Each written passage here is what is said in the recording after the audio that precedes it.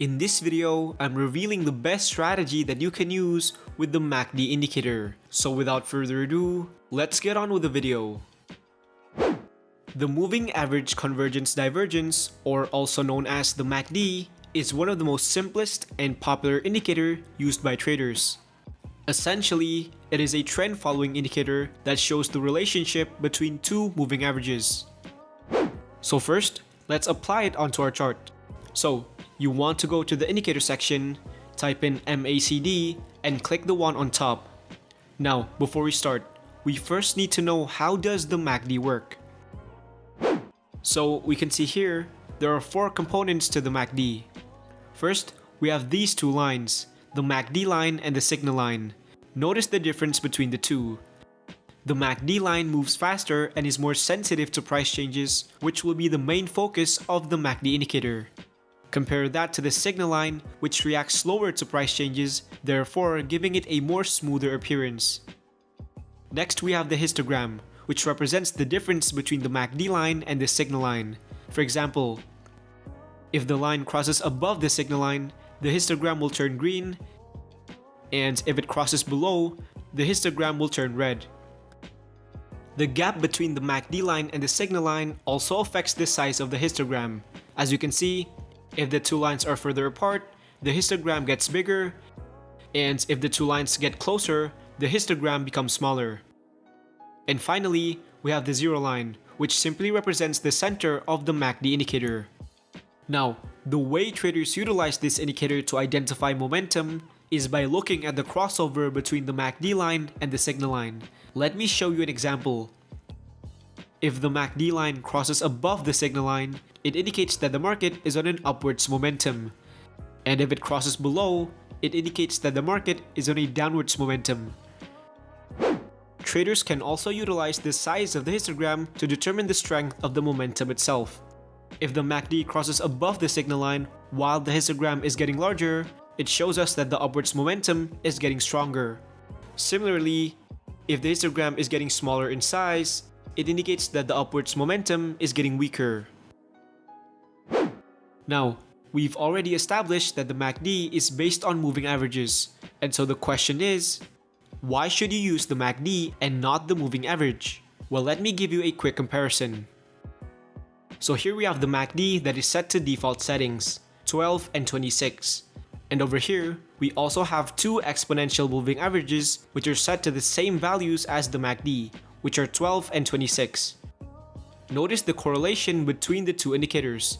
Every time we have a crossover on the moving averages, we also have a crossover on the MACD, but it's between the MACD line and the zero line. But remember, what we look for in the MACD is not the zero line, but rather the crossover between the MACD line and the signal line.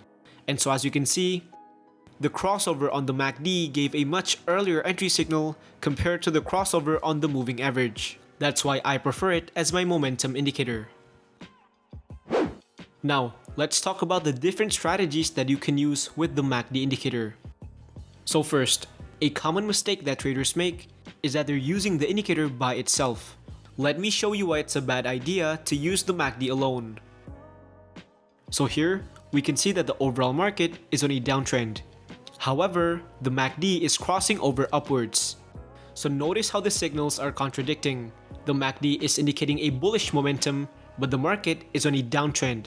This is exactly why you shouldn't use the MACD by itself, because what the MACD is showing us is only the short-term momentum. And as traders, we also need to take the long-term trend into consideration, because we never want to trade against a trend. And so, a simple but high win rate strategy that I recommend for beginners is by combining the MACD with a long-term trend indicator like the 100 EMA. This way, we can safely trade the MACD while making sure that we're staying within the same direction of the long-term trend. So this is how you trade the strategy. The first step is you want to identify the long-term trend by looking at the 100 EMA. If the price is above the 100 EMA, it indicates that the long-term trend is up. And if the price is below the 100 EMA, it indicates that the long-term trend is down. So once you've identified the trend, The next step is we want to look for crossovers on the MACD that shows the same signal as the long-term trend.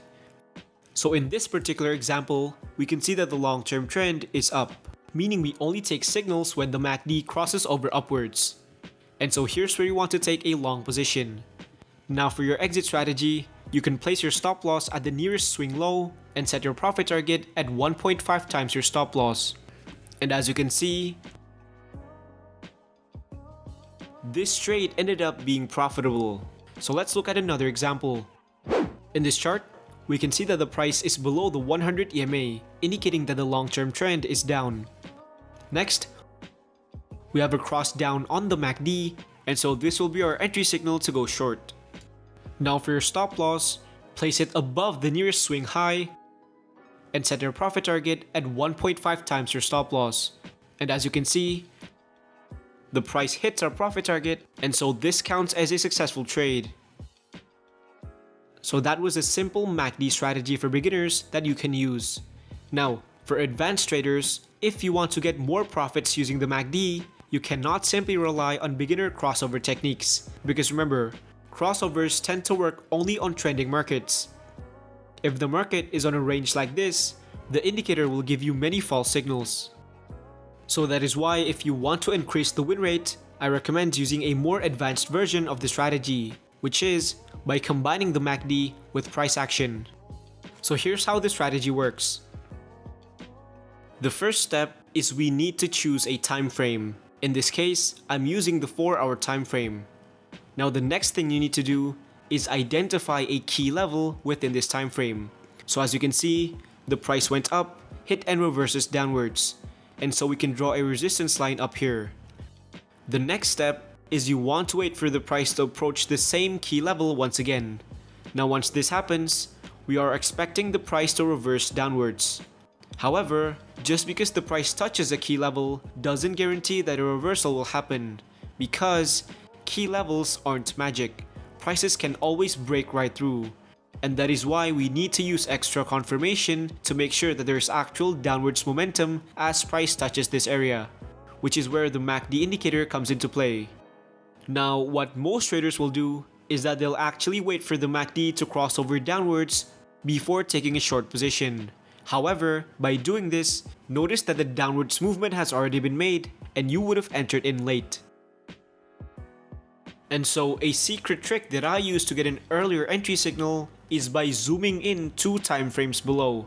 So I'm currently in the 4-hour chart, so let's zoom in into the 2-hour chart. So here's the 2-hour chart, and all we need to do is wait for the MACD to cross over downwards in this new smaller time frame. And so this is where you want to take a short position. So now, let's go back to the 4-hour chart and compare the 2 entry signals. So now we're back at the 4-hour time frame, and notice, if you would have used the crossover from the 2-hour time frame, you would have entered in the trade here. But if you would have used the crossover from the 4-hour time frame, you would have entered in here. And even though both trades ended up being profitable, the smaller time frame crossover still gave us an earlier entry signal. So let's look at the strategy one more time.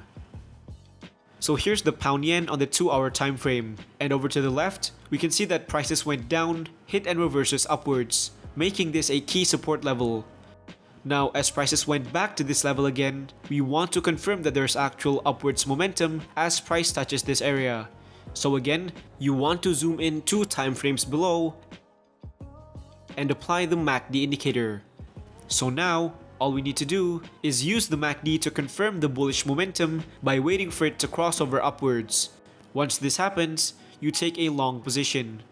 Now, let's go back to the 2-hour time frame and apply our exit strategy. So for our stop loss, you can place it at the key level and set your profit target at 1.5 times your stop loss.